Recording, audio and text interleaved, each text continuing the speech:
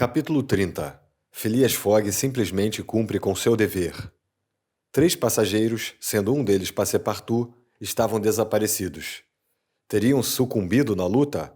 Haviam sido feitos prisioneiros dos Sioux? Ainda não era possível saber.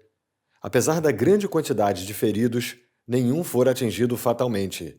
Um dos feridos em estado mais grave era o Coronel Proctor, que se batera bravamente e que uma bala na axila derrubara.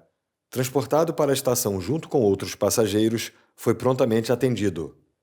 Mrs. Alda estava sã e salva. Phileas Fogg, que não se poupara, não tinha um arranhão.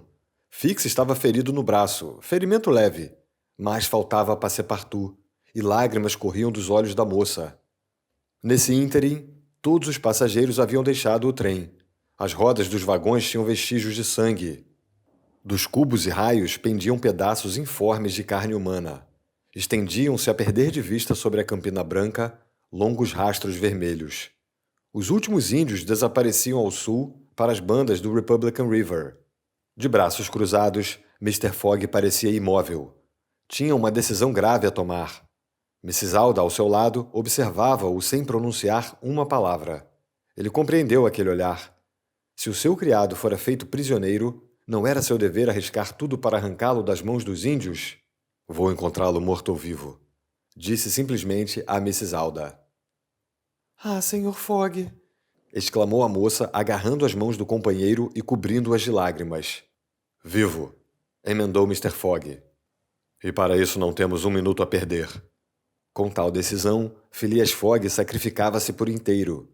Acabava de declarar falência. Um único dia de atraso o faria perder o navio que saía de Nova York. Sua aposta estaria irremediavelmente perdida.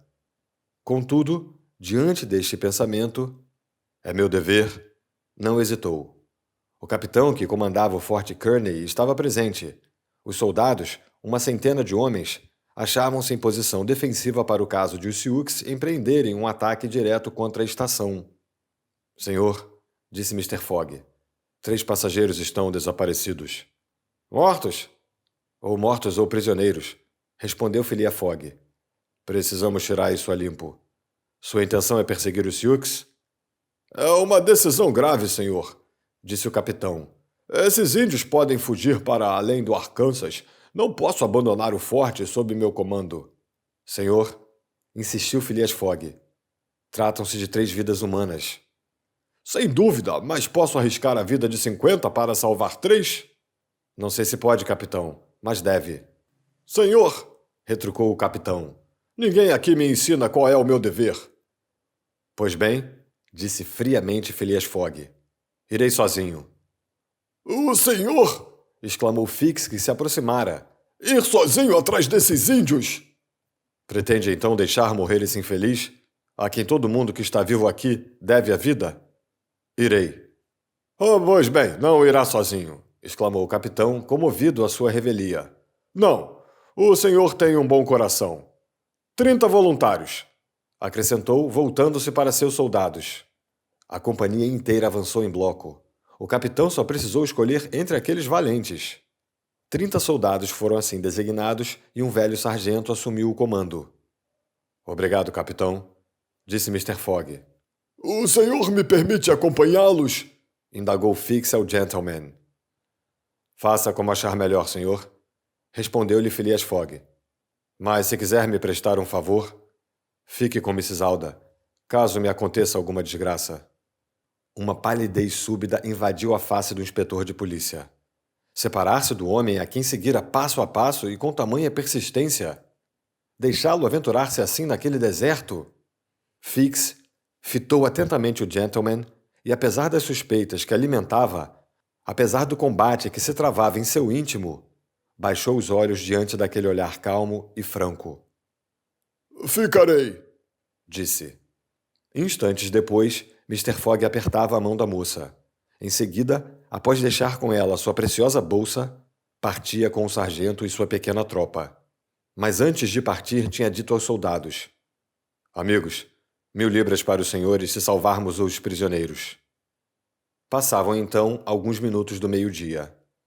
Mrs. Alda recolhera-se numa sala da estação e, sozinha, esperava. pensando em Phileas Fogg, em sua generosidade simples e ilimitada, em sua coragem serena. Mr. Fogg sacrificara a fortuna e agora arriscava a vida. Tudo isso sem pestanejar, por dever, sem frases.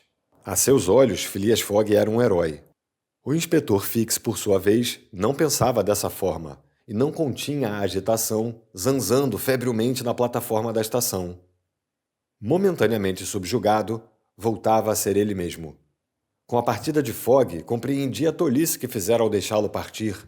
Consentira em separar-se daquele homem a quem acabava de seguir ao redor do mundo.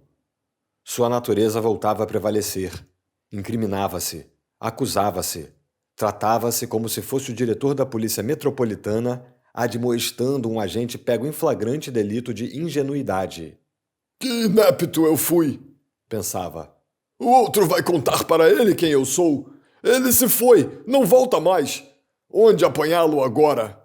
Mas como pude me deixar fascinar assim? Eu, Fix, tenho seu mandado de prisão no bolso. Eu realmente não passo de um tolo. Assim, raciocinava o inspetor, enquanto as horas, indiferentes, corriam lentamente. Estava atarantando. Às vezes dava-lhe ímpetos de revelar tudo a Mrs. Alda, mas sabia como seria recebido pela moça. Que partido tomar? Sentia-se tentado a partir atrás das imensas planícies nevadas no encalço daquele Fogg. Não julgava impossível encontrá-lo. Os passos do destacamento ainda estavam gravados na neve. Mas não demorou para que uma nova camada se formasse e apagasse todos os rastros. Fix, então, desanimou. Sentiu como que uma insuperável vontade de desistir. Ora, justamente foi-lhe oferecida a oportunidade de deixar a estação de Kearney e prosseguir aquela viagem, tão fecunda em desacertos. Com efeito, por volta das 2 da tarde, quando nevava intensamente, ouviram-se insistentes apitos vindos do leste. Uma enorme sombra, precedida de uma luz alaranjada, avançava devagar, consideravelmente aumentada pelas brumas que lhe davam um aspecto fantástico. Nenhum trem vindo do leste, contudo, era esperado àquela hora. O socorro pedido via telégrafo não poderia chegar tão rápido, e o trem de Omaha a São Francisco só deveria passar no dia seguinte. Tudo veio a se explicar. Aquela locomotiva que avançava devagar, apitando sonoramente, era a mesma que, após desacoplar-se do trem, seguira adiante a uma velocidade vertiginosa, carregando o foguista e o maquinista sem sentidos. Após correr pelos trilhos por vários quilômetros, o fogo diminuíra por falta de combustível. O vapor perdera a pressão e, 1 hora depois, cada vez mais lenta, a máquina finalmente parou 30 quilômetros depois da estação de Kearney. Nem o maquinista nem o foguista haviam sucumbido e, após um desmaio prolongado, voltaram a si. Ao se ver sozinho no deserto com a locomotiva sem os vagões atrelados, o maquinista compreendeu o que acontecera. De que maneira a máquina havia se separado do trem, ele não podia adivinhar, mas, a seu ver, era indubitável que a composição que ficara para trás passava um mau bocado naquele momento. O maquinista não titubeou quanto ao que fazer. Continuar na direção de Omaha era prudente. Retroceder na direção do trem, que os índios talvez ainda estivessem saqueando, era perigoso. Não importa. Pás de carvão e lenha foram enfiados no bojo de sua caldeira, o fogo ressuscitou, a pressão subiu novamente e, por volta das 2 da tarde, a locomotiva fazia o caminho de volta para a estação de Kearney. Era ela que apitava na bruma. Foi um grande alívio para os passageiros quando viram a locomotiva posicionar-se à frente do trem. Afinal, iam poder continuar aquela viagem tão funestamente interrompida. Quando a locomotiva chegou, Mrs. Alda deixou a estação e perguntou ao condutor. "Vão partir?" "Agora mesmo, senhora."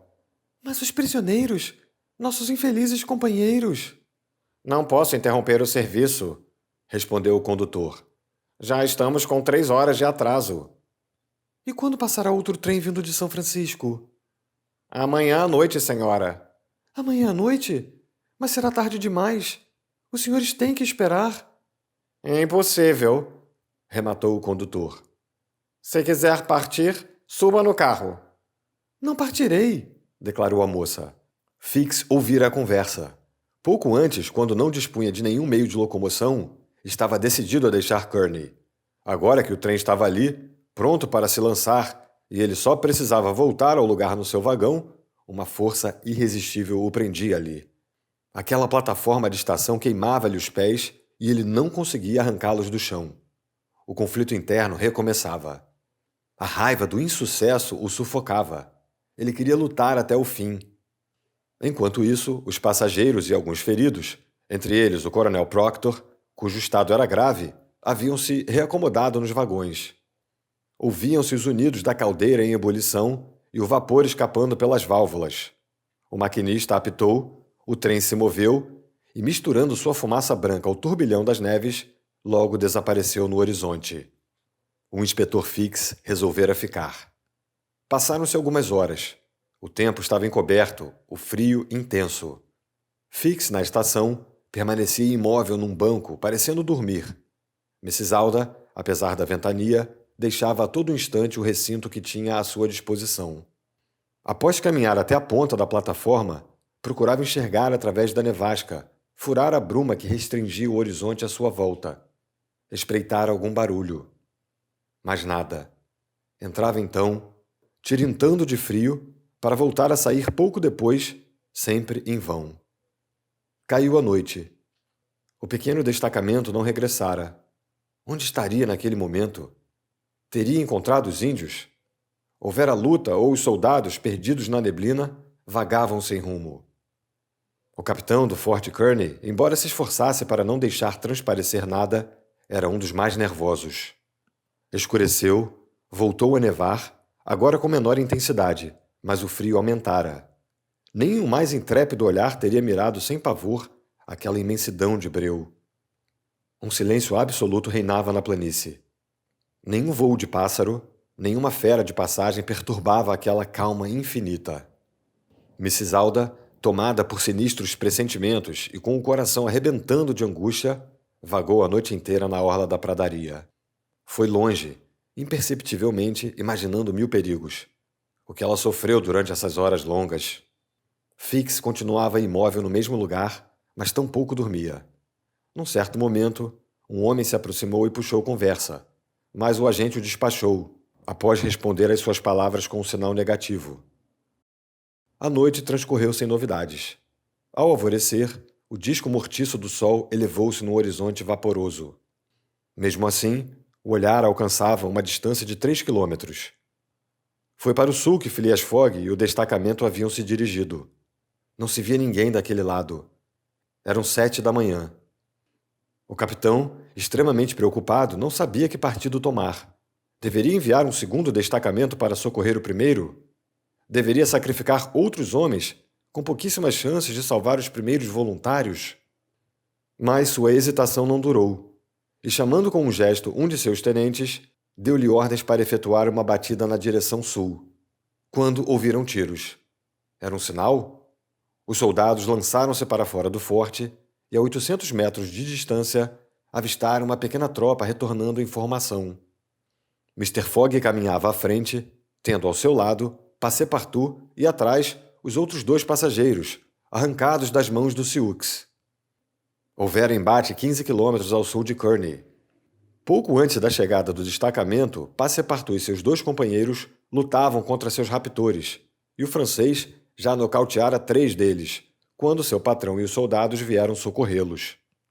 Todos, salvadores e salvados, foram recebidos com gritos de alegria, e enquanto Phileas Fogg distribuía aos soldados a gratificação prometida, Passepartout repetia consigo mesmo, não sem certa razão: "Puxa, não há como negar. Eu saio caro para o patrão." Fix, sem pronunciar uma palavra, observava Mr. Fogg, e teria sido difícil desvendar as impressões que, então, se degladiavam em seu íntimo. Quanto a Mrs. Alda, pegara a mão do gentleman e a apertava nas suas, sem conseguir falar nada. A primeira coisa que fez ao chegar foi procurar o trem na estação. Julgava encontrá-lo ali, pronto para partir para Omaha, e ainda alimentava esperanças de recuperar o tempo perdido. O trem! O trem!" exclamou. Partiu! Respondeu Fix. "E quando passará o próximo?" perguntou Phileas Fogg. Somente à noite. Respondeu simplesmente o impassível gentleman.